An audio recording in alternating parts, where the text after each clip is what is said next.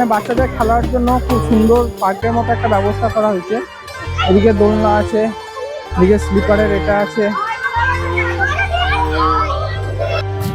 তো এই সবুজের মাঝখানে অবস্থিত এই আশ্রমে জাতি ধর্ম নির্বিশেষে সর্বসাধারণ মানে সব রকমের মানুষ কিন্তু এই আশ্রমে আসতে পারে। আর তোমাদেরকে আরেকটা ইনফরমেশন দিয়ে রাখি, এত সুন্দর আশ্রমে কিন্তু কোনো এন্ট্রি ফি নাই, বিনামূল্যে তোমরা কিন্তু এই আশ্রমে প্রবেশ করতে পারবে আর এত সুন্দর মন্দিরটাকে দেখতে পারবে।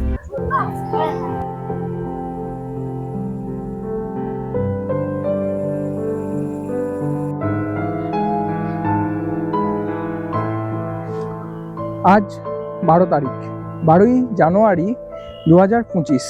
আর আমি এখন এই মুহূর্তে দাঁড়িয়ে আছি ব্যান্ডেল স্টেশনে। হাওড়া থেকে ব্যান্ডেল স্টেশনে এসেছি আর ব্যান্ডেল থেকে চলে যাব সোজা লাহিড়ী বাবার আশ্রম। তো বন্ধুরা, তোমরা যারা আমাকে চেনো না, কলকাতা থেকে আমি তোমাদের বন্ধু সৌরভ, আর তোমরা দেখছো offbeat destiny YouTube channel. Offbeat destiny YouTube চ্যানেলে আরেকটা নিউ ফ্রেশ ভিডিওতে তোমাদের সবাইকে স্বাগত। আর দেখতে পাচ্ছ এই যে আমার পেছনে ব্যান্ডেল জাংশন। তো আমি এই মুহূর্তে আছি ব্যান্ডেল জংশন স্টেশনে। এখান থেকে টোটো বা অটো ধরে চলে যাব লাহিড়ী বাবার আশ্রম। তো এই মুহূর্তে আমি ব্যান্ডেল জংশন স্টেশন থেকে বেরিয়ে বাইরে অটো স্ট্যান্ডের দিকে যাচ্ছি। ঠিক আছে, অটো স্ট্যান্ড থেকে আমি অটো ধরে নেবো আর তোমাদেরকে দেখাবো কীরকম ভাড়া নেয় এখানে।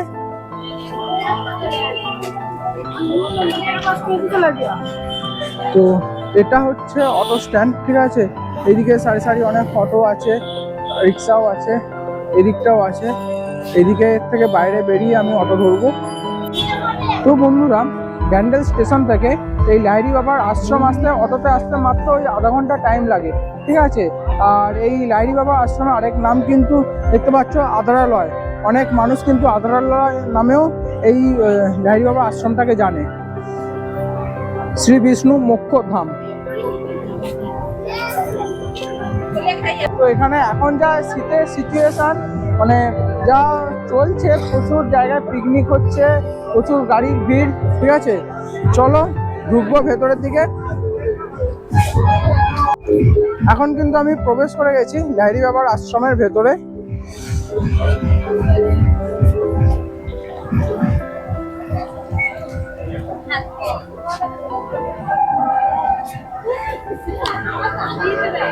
আশ্রমে যখনই প্রবেশ করবে তখন দেখবে আশ্রমের গেটের দুপাশে দুটো কিন্তু হাতি রাখা আছে, তোমাকে সেটা স্বাগত জানাবে।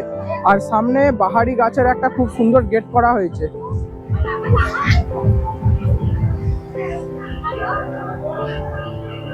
আর এখন শীতের মরশুম চলছে কিন্তু প্রচন্ড ভিড়ও হয়েছে। আর দুপাশে বিভিন্ন রকম গোলাপ ফুলের বাগান।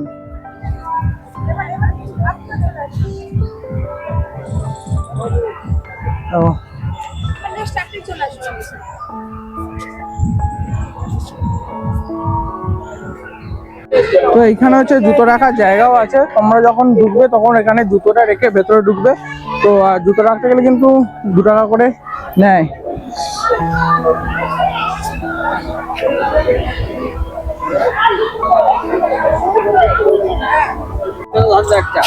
এখানেও কিন্তু লতা পাতা জড়ানো বাহারি গাছের খুব সুন্দর গেট রয়েছে। ঠিক আছে, তোমরা শুধু ভিড়টাও দেখো, কিন্তু প্রচুর মানুষের কিন্তু ভিড় হয়েছে এই জায়গায়।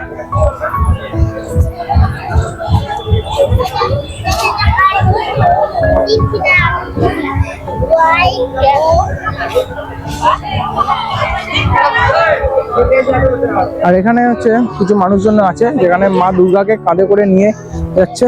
তো সেইটা একটা দারুণ জিনিস এখানে করা রয়েছে।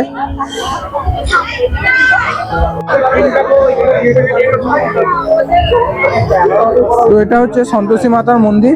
আর মন্দিরের প্রবেশদ্বারে দুধারে দুটো সিংহ রাখা আছে।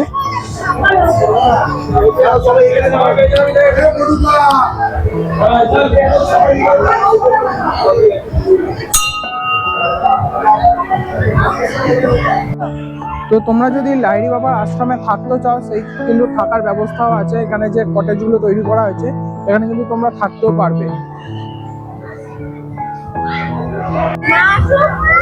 আপনারা কিন্তু ছোট ছোট বাচ্চাদেরকে নিয়েও এখানে আসতে পারেন। এখানে বাচ্চাদের খেলার জন্য খুব সুন্দর পার্কের মতো একটা ব্যবস্থা করা হয়েছে। এদিকে দোলনা আছে, এদিকে স্লিপারের এটা আছে।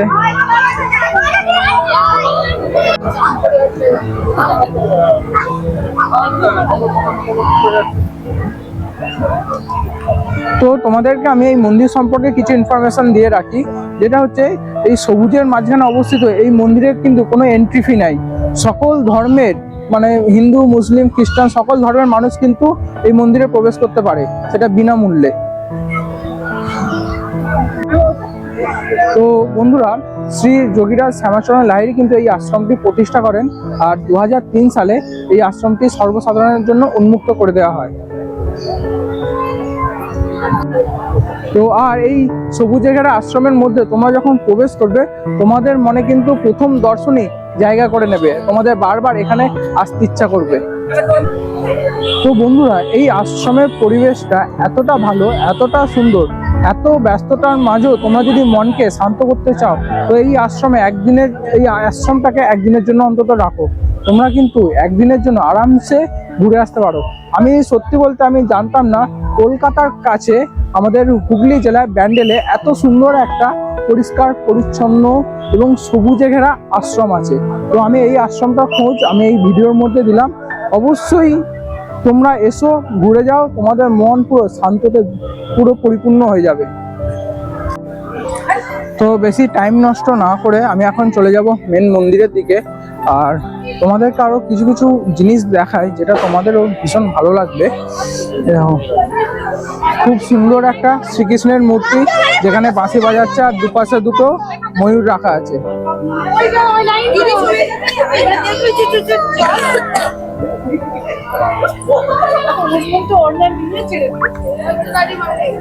আর এইখানেও রাধাকৃষ্ণ দোলনায় দোল খাচ্ছে, সেটা কিন্তু খুব সুন্দর একটা চিত্র, মানে খুব সুন্দরভাবে করা হয়েছে এটা।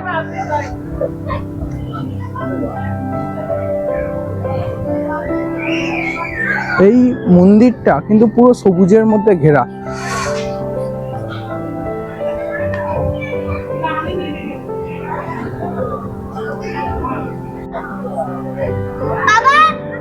আচ্ছা দাঁড়াও। তো সামনে আছে মূল মন্দির, আর মূল মন্দিরের সামনে তোমরা এরকম একটা দারুণ জিনিস দেখতে পাবে, যেখানে অর্জুন দাঁড়িয়ে আছে আর সারথি হিসেবে কৃষ্ণ বসে আছে। আর এই রকম ছবি কিন্তু তোমরা মহাভারতে দেখতে পাবে।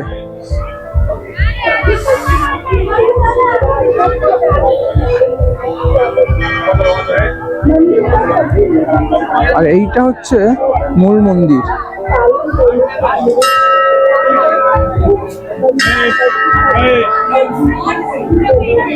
এবার আমি মূল মন্দিরের ভেতরে প্রবেশ করছি। তো এইটা হচ্ছে মূল মন্দির। মূল মন্দিরের ভেতরে কিন্তু ফটোগ্রাফি নিষিদ্ধ। এইখানে যে বাইরের দিকটা আছে, বাইরের দিকটা তোমরা ভিডিওগ্রাফি, ফটোগ্রাফি করতে পারবে। মূল মন্দিরে কিন্তু ভিডিও তোমরা করতে পারবে না।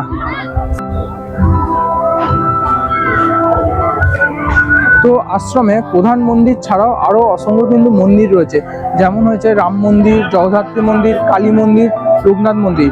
আর তার পাশাপাশি মুসলমান ও খ্রিস্টানদের সম্মানের জন্য, তাদের প্রার্থনার জন্য কিন্তু ভেতরে মন্দির আছে, সেটাও আমি তোমাদেরকে দেখাবো। এইটা হচ্ছে মাঝখানে, এটা হচ্ছে মূল মন্দির। আর মূল মন্দিরে দুপাশে দুটো কিন্তু মন্দির আছে। তো এখানে একটা মন্দির আছে।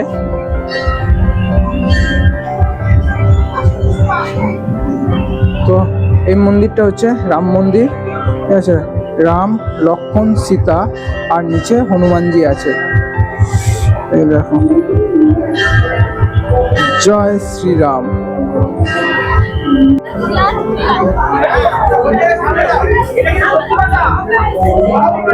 এটা হচ্ছে কালী মন্দির, ঠিক আছে। কালী মন্দির, কালী ঠাকুর, মা দুর্গা ঠাকুর আর ভগবান কৃষ্ণ, এখানে খুব সুন্দর একটা মূর্তি করা আছে। জাস্ট দারুণ লাগছে। আর মন্দিরের সামনে কিন্তু এরকম একটা উঁচু স্তম্ভ রাখা আছে। আর তোমরা যখন মন্দিরের ভেতর প্রবেশ করবে, এবার ওখানে আমি তোমাদেরকে দেখাই,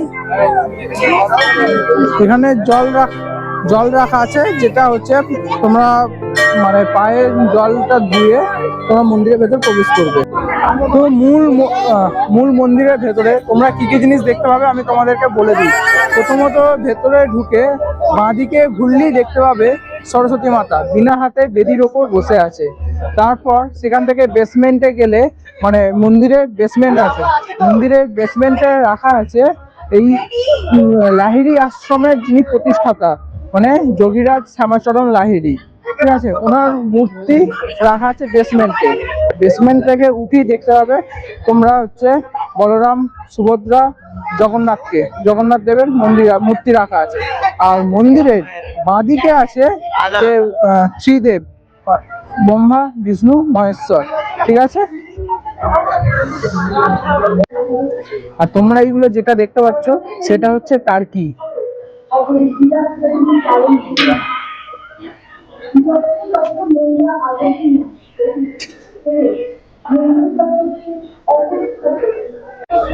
তো বন্ধুরা এই লাহিড়ী বাবা আশ্রমে কিন্তু অন্নভোগের ব্যবস্থা আছে, তোমরা চাইলেও এখানে কিন্তু খেয়ে যেতে পারো। আর হ্যাঁ, মন্দির যতক্ষণ খোলা থাকবে ততক্ষণ কিন্তু তোমরা টিকিট কাটতে পারবে। ভোগ প্রসাদের প্রাইস হচ্ছে 80 টাকা। তো আমি কুপন কেটে নিয়েছিলাম আর আমি তোমাদেরকে দেখাবো যে ভোগ প্রসাদে কি কি দেয়। তো তোমরা যারা ভোগ প্রসাদ খেতে যাও কিন্তু এখানে কুপন কাটার কাউন্টার রয়েছে, ঠিক আছে। এইটা হচ্ছে কুপন কাটার কাউন্টার বাচ্চাদের পার্কের ঠিক পাশেই। এখান থেকে তোমরা কুপনটা কেটে এবার ভোগ প্রসাদ যেখানে দেয় সেখানে চলে যাবে। তো এই আশ্রমে কিন্তু প্রবেশের একটা নিয়ম আছে, সেই নিয়মগুলো আমি তোমাদেরকে জানিয়ে দিই। তোমরা কোনো ক্যাপ বা টুপি পরে এই আশ্রমের ভেতর প্রবেশ করা যাবে না। আর এটা ছেলেদের ক্ষেত্রে। আর মেয়েদের ক্ষেত্রে হচ্ছে মাথায় ওড়না দিতে হবে, মাথা খালি রাখা যাবে না। তোমরা যখন মন্দিরের ভেতর প্রবেশ করবে কিন্তু এই দুটো নিয়ম মানতে হবে।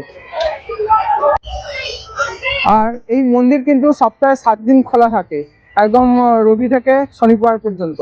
আর এই মন্দিরের টাইম হচ্ছে যে সকাল 10টা থেকে দুপুর 12টা পর্যন্ত খোলা থাকে, তারপর বন্ধ হয়ে যায়। আবার বিকেল 4টে থেকে সন্ধ্যে 6টা পর্যন্ত খোলা থাকে। তোমরা যদি এই আশ্রমের ভেতরে আশ্রমটা আসো বা মন্দিরটা দর্শন করতে যাও এই টাইমের মধ্যে তোমাদেরকে আসতে হবে। তো এই আশ্রমের ভেতরে ঢুকেই প্রথমে আমি তোমাদেরকে ইনফরমেশন দিয়ে দিয়েছিলাম যে সর্বসাধারণের জন্য এই মন্দির মুসলিম, হিন্দু, খ্রিস্টান মানে সব ধর্মের মানুষরা এই মন্দিরের ভেতর প্রবেশ করতে পারে। এবার আমি তোমাদেরকে দেখাবো যে হিন্দুদের জন্য যেমন মন্দির আছে তেমন আমাদের মুসলিম ভাইদের জন্য কিন্তু মসজিদ করা আছে, তারা সেখানে প্রার্থনা করতে পারে। এইটা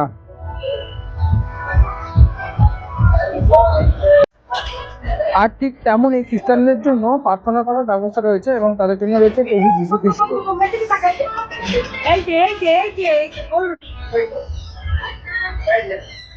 এখানে কিন্তু যে 5টা মূর্তি করা আছে আর বেদিতে বসে আছে প্রভু তার শিষ্যদের আশীর্বাদ করছে। আর এখানে রয়েছে রাধাকৃষ্ণের নৌকোবিহারের দৃশ্যটা খুব সুন্দরভাবে ফুটিয়ে তোলা রয়েছে। আর এই যে জলাধারটা দেখতে পাচ্ছ এখানে কিন্তু অনেক খুচরো কয়েন পড়ে আছে, টাকা পড়ে আছে। আমার মনে হয় সবাই সবার উইশটা বলে এখানে প্রার্থনা করে যায় আর টাকা ফেলে যায়। এটা আমি দেখে বুঝতে পারছি না যে কোন ঠাকুর, আমার যতটুকু সম্ভব মনে হয় এটা ভগবান বিষ্ণুর কোনো একটা অবতারের মূর্তি। তো তোমরা যদি জেনে রাখো আমাদের কিন্তু কমেন্ট সেকশনে কমেন্ট করে জানিও।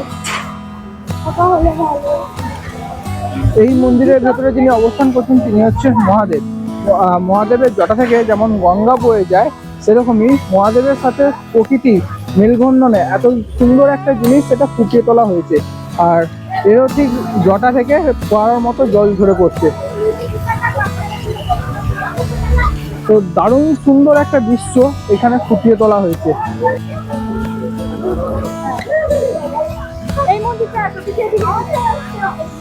আর ভেতরে কিন্তু বাবা মহাদেব বসে আছে।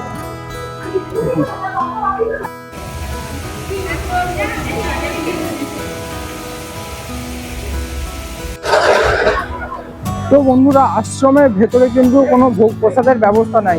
তোমরা যদি ভোগ প্রসাদের কুপন কেটে রাখো এই আশ্রম থেকে সম্পূর্ণ বাইরে বেরিয়ে পাশে একটা জায়গা আছে, সেইখানে তোমাদেরকে প্রসাদ খেতে হবে। আর তোমাদেরকে জায়গাটা দেখিয়ে দিচ্ছি।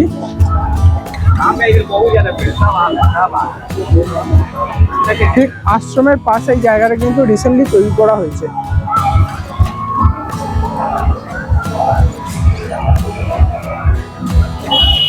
পুরো চেয়ার টেবিল পাতা আছে, চেয়ার টেবিলে খুব সুন্দর একটা প্রসাদ খাওয়ার ব্যবস্থা করা হয়েছে। তো বন্ধুরা আমি কিন্তু প্রসাদ নিয়ে নিয়েছি, তোমরা দেখতে পাচ্ছ। আর প্রসাদে কি কি দিয়েছে, ভাত দিয়েছে, একটা শাকের তরকারি দিয়েছে, পাঁপড় দিয়েছে আর একটা আলুর তরকারি দিয়েছে। ডাল দিয়েছিল কিন্তু আমি ডাল খাই না, তাই ডাল নিইনি। এবার প্রসাদটা আমি খাবো। তো প্রসাদ তো প্রসাদই হয় এবং তার টেস্ট খুব ভালো হয়, এটা তো বলার আর কিছু নেই। চলো তবে খাওয়াটা শুরু করা যাক। তো বন্ধুরা আমি যখন এই লাহিড়ী বাবার আশ্রমে আসি, ঠিক আছে, এই আশ্রমে আসার সময় এখানে চারপাশে প্রচুর আমবাগান রয়েছে। আর কিছু কিছু জায়গায় এই আমবাগানগুলো ব্যবহার করে এরা পিকনিক স্পট হিসেবে ব্যবহার করছে। তো তোমরা যদি এইখানে আসো, পিকনিক করতেও আসো, পিকনিক স্পট হিসেবে তোমরা এই জায়গাটা ঘুরেও যেতে পারো, ব্যবহার করতে পারো। আর ব্যান্ডেলে তো আশেপাশে অনেক কিছু ঘোরার জায়গাও আছে, তো সেই জায়গাগুলো ঘুরেও যেতে পারো। তো বন্ধুরা তোমরা যদি একদিনের জন্য কোনো জায়গায় চয়েস করো বা কলকাতার কাছাকাছি তোমরা চাইছো যে কোনো জায়গায় ঘুরতে যাবে, তো একদিনের জন্য আরামসে ছুটি নিয়ে বা সানডে রবিবার দেখে এই জায়গাটা তোমরা তোমাদের চয়েসের তালিকায় রাখতে পারো। ভীষণ সুন্দর জায়গা এবং এই জায়গায় এলে মন একেবারে শান্ত হয়ে যাবে। চারিদিকে প্রাকৃতিক পরিবেশটাও খুব সুন্দর, মানে সবুজের মাঝখানে এই আশ্রয়, মানে এই লাহিড়ী বাবার আশ্রমটা গড়ে উঠেছে। তো দারুণ লাগবে তোমাদের। তো বন্ধুরা এই পর্বের ভিডিওটা তোমাদের কেমন লাগলো আমাকে অবশ্যই কমেন্ট সেকশনে কমেন্ট করে জানিও। আর ভিডিওটা ভালো লাগলে অবশ্যই লাইক, কমেন্ট, শেয়ার অ্যান্ড চ্যানেলটাকে সাবস্ক্রাইব করে আমাকে অবশ্যই আশীর্বাদ করো। চলো দেখা হচ্ছে পরবর্তী ভিডিওতে। টাটা।